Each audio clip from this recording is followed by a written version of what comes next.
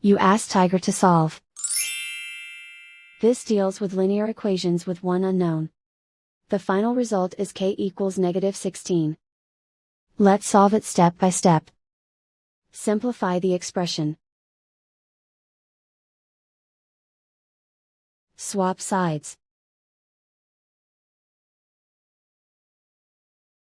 Group all constants on the right side of the equation. Add 1 to both sides.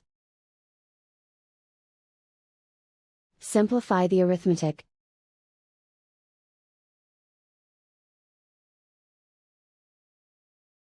Isolate the r.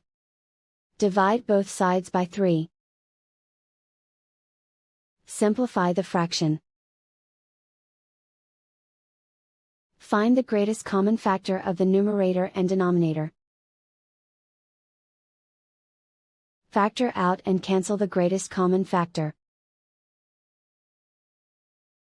And so the final result is k equals -16.